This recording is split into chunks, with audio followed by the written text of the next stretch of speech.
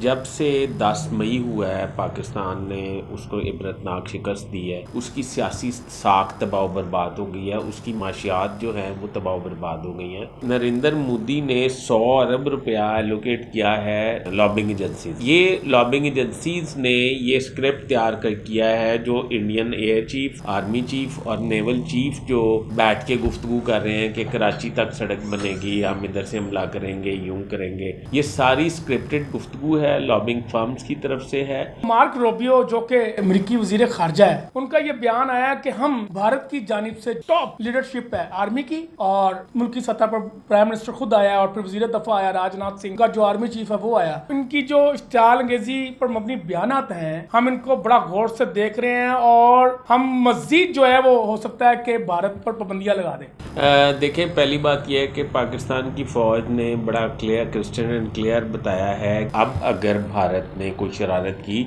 तो हम पीछे से शुरू करेंगे, आगे से नहीं। अगर हमारे साथ पंजाब है, अमृतसर है, तो हम अमृतसर को टारगेट नहीं करेंगे, हम पीछे से दिल्ली से, हरियाणा से, उस साइड से इन पे मिसाइल मारने शुरू करेंगे और इधर तक कवर करते आएंगे। बिस्मिल्लाहिर्रहमानिर्रहीम। अस्सलाम वालेकुम नाजरीन, सच डिजिटल के साथ मैं हूँ कासिम अली।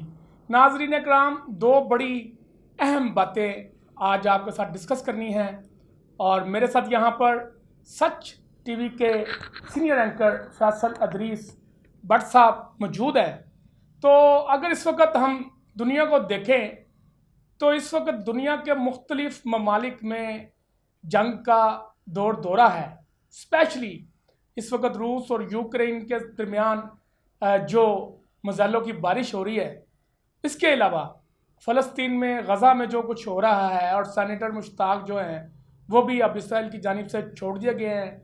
और जो ख़बर है वो बड़ी अहम ख़बर है कि सेनेटर मुश्ताक जो है वो कैसे छोड़े गए हैं और किन रवाबत के तहत छोड़े गए हैं, कौन सी इंटरनेशनल ताकतें इसमें शामिल हुई हैं, तो ये भी आपको आज बताएंगे। तो सबसे पहले हम आपको ये बताएंगे कि जो भारत है उसके आर्मी चीफ, वज़ीर दफ़ा, एयर चीफ, फिर खुद मोदी वक्फे से जो है वो पाकिस्तान को धमकियां देते हुए देखे गए हैं। और जो भारत का जंगी जुनून है वो इस वक्त उसके सर चढ़कर बोल रहा है। स्पेशली अगर मैं बात करूं नरेंद्र सिंह मोदी जो कि भारत का एक पागल वज़ीर आज़म है, और इस पागल वज़ीर आज़म ने बराए रास्त हमारे army chief field marshal Syed Asim Munir को टारगेट किया है। तो फैसल अदरीस भट्ट साहब मेरे से यहाँ मौजूद है। फैसल साहब जनाब, मोदी फरमाता है कि मेरा जो टारगेट है वो पाकिस्तान का फील्ड मार्शल है, और पाकिस्तान के फील्ड मार्शल ने हमारे साथ वो किया है कि उसकी बदले की आग जो है ना वो हमारे सीने में जल रही है और मैं इसका बदला लूँगा। अब वो बदला किस तरह लेगा? जंग करेगा या कोई टारगेट करेगा या कोई टारगेट किलिंग टाइप कोई इस तरह का रास्ता अपनाएगा?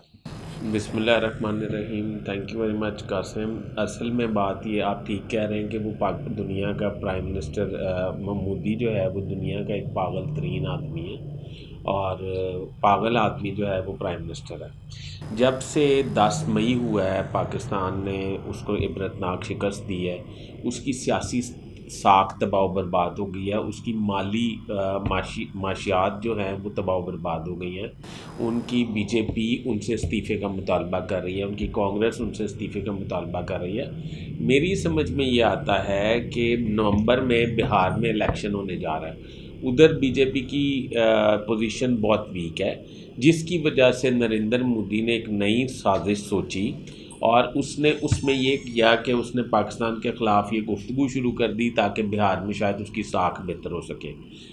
मेरे पास ये भी इतलात हैं, मेरे पास स्टोरी है कि नरेंद्र मोदी ने 100 अरब रुपया एलोकेट किया है इनको ये जो एजेंसीज़ होती हैं, लॉबिंग एजेंसीज़, ये लॉबिंग एजेंसीज़ ने ये स्क्रिप्ट तैयार किया है जो Indian air chief, army chief और नेवल चीफ जो बैठ के गुफ्तगू कर रहे हैं कि कराची तक सड़क बनेगी, हम इधर से हमला करेंगे, यूं करेंगे, इस दफ़ा इस तरह हमला करेंगे और ये करेंगे वो करेंगे। ये सारी स्क्रिप्टेड गुफ्तगू है, लॉबिंग फर्म्स की तरफ से है। और अगर मोदी को और उनके फ़ौजी सरबराहान को ये बात पता है कि अगर वो किसी सूरत भी पाकिस्तान पर हमला करेंगे तो इस दफ़ा उन्हें अमेरिका भी बचाने के लिए नहीं आएगा।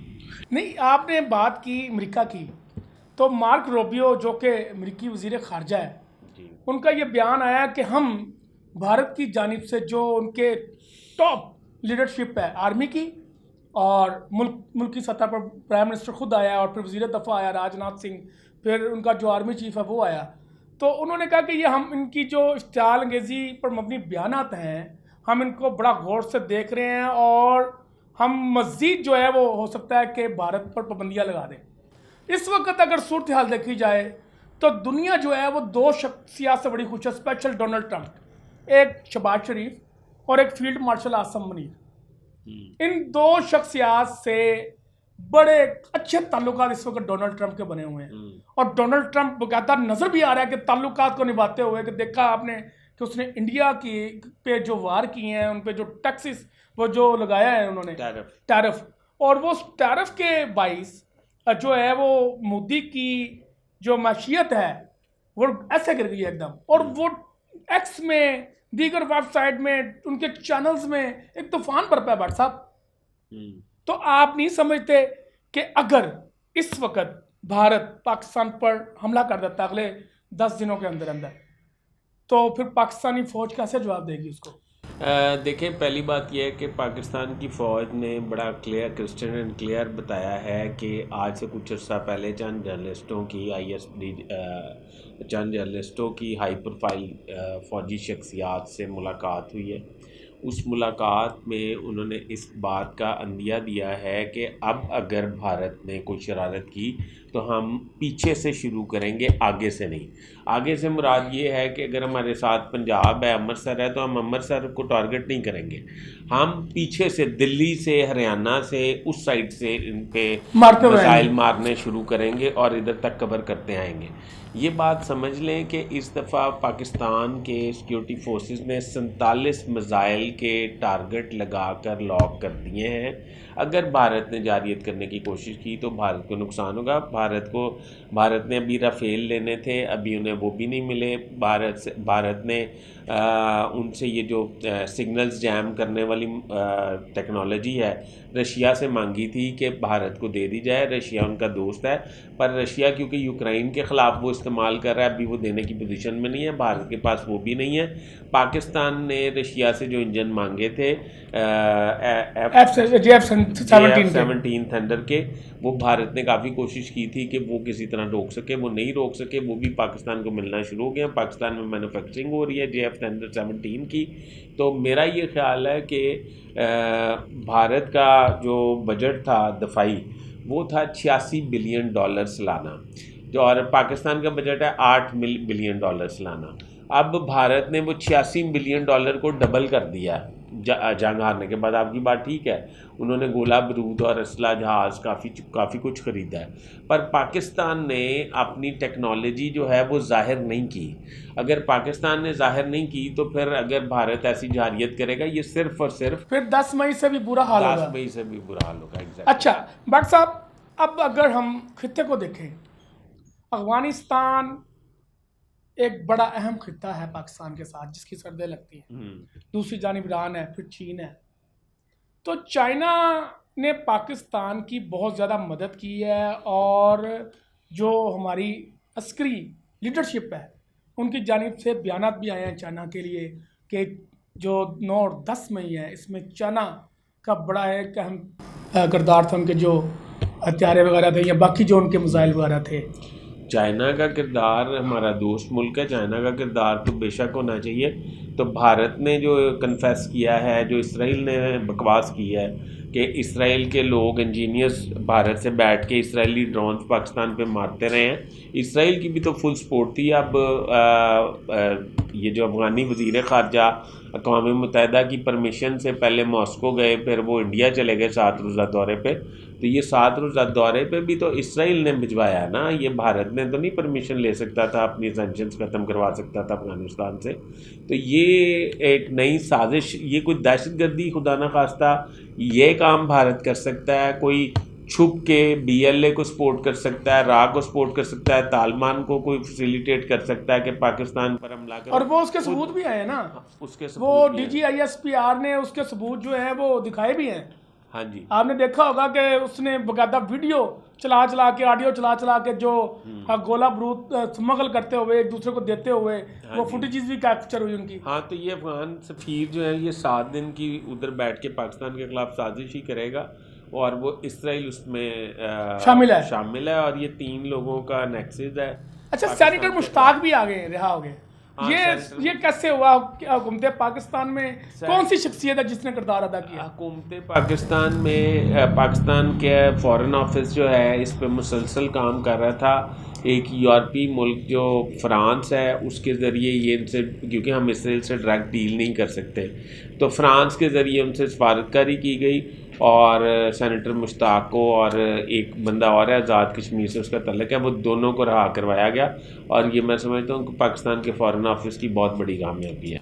इसका मतलब है कि जो वज़ीर आज़म पाकिस्तान है शहबाज शरीफ, उनका किरदार आप बड़ा देख रहे हैं इंटरनेशनल कम्युनिटी में।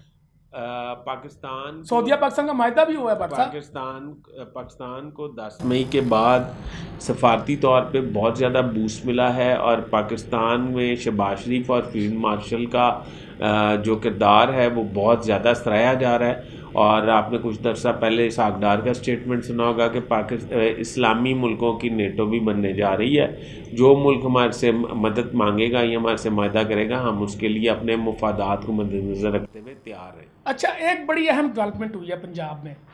जो हमारा होम डिपार्टमेंट है पंजाब का, उन्होंने 10,000 से ज़ायद सिविल डिफेंस की तरबियत दी है, और वो कह रहे हैं और सिविल डिफेंस की तरबियत हासिल करें अंदर खाते। इसका मतलब कोई ना कोई सीन चल रहा है, कोई ऐसी चीज़ें चल रही हैं कि अगर इंडिया पाकिस्तान पे हमला कर देता है तो जो शहरी दफ़ा होता है वो फिर उसका किरदार बहुत अहम होता है। आज की ये स्टेटमेंट है। देखें, सिविल डिफेंस के लोगों को तरबियत देना बहुत खुशाइन बात है, क्योंकि पिछली दफ़ा जब भारत ने हमला किया था तो जो शहरी जो सिविल डिफेंस की ट्रेनिंग से वाकिफ़ नहीं थे वो भी अपने घरों से अपना असला लेके और ड्रोन मारने के लिए निकल आए थे। पाकिस्तानी कौम का जज्बा बहुत ज़्यादा है जो इंडियन कौम में मौजूद है। वो वीडियो भी आई है, देखिए आपने, कि लाहौरिये निकल पड़े थे बॉर्डर की तरफ। हाँ भाई उन्होंने दसना थी कि ये तो मजालों की जंग हो रही है और आप लोग जो है वो क्लैशनकोव लेके तो बॉर्डर की तरफ चल पड़े हैं। अच्छा, एक चीज़ बड़ी डेवलपमेंट हुई है भट्ट साहब, इंडिया ने अपनी जो प्राइवेट फर्में हैं, प्राइवेट लोग जो है उनको कह दिया कि वो ना मिसाइल और मार्टर गोले बनाएं।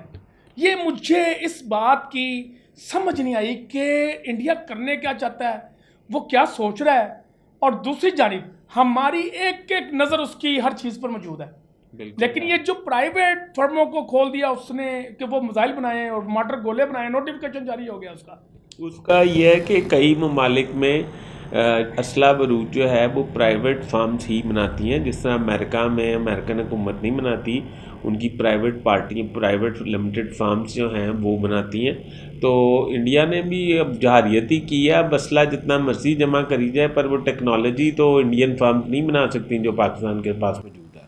पाकिस्तान देखें टेक्नोलॉजी में तो बहुत आगे है, इसमें तो कोई शक नहीं है, और वो आपने 10 मई को देख लिया है जी। लेकिन भट्ट साहब, सूरत हाल को अगर हम देखें तो आपको क्या लगता है कि इंडिया जो है वो कब और किस वक्त ये हमाकत कर सकता है?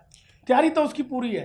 जिस तरह वो लगा रहा है, कभी इधर नोटम जारी कर रहा है, कभी फ़ज़ाई नोटम जारी कर रहा है, कभी खलीज बंगाल का नोटम जारी कर रहा है। कल भी उसने नोटम जारी किया हुआ था बंगाल वाली साइड पे। मेरा ज़ाती तौर पे ये ख्याल है कि इंडिया बिहार इलेक्शन जो है उसको सीधा करना चाहता है। इस तरह की बातों से इंडिया डायरेक्ट जहारियत नहीं करेगा, क्योंकि अमेरिका ने सालसी कराई हुई है और जंगबंदी कराई हुई है। मैं नहीं समझता कि इंडिया ऐसा अफोर्ड करेगा, और वैसे भी हमारा सऊदी अरब के साथ मायदा है।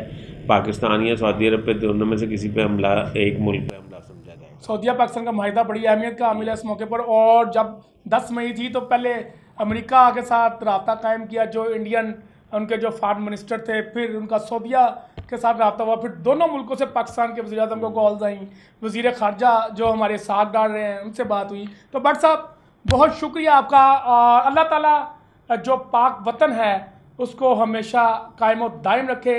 भारत की किसी भी जारियत का मुंह तोड़ जवाब देने के लिए पाकिस्तान का बच्चा, बूढ़ा, जवान, ख़वातीन तक रेडी हैं अपनी पाक फ़ौज के शाना बशाना खड़े होने के लिए, और वो खड़े होंगे भी। अगर भारत ने ऐसा कोई इरादा किया तो फिर उसको 10 मई से बड़ा जो है वो जवाब दिया जाएगा। मुझे इजाज़त दीजिए। पाकिस्तान जिंदाबाद।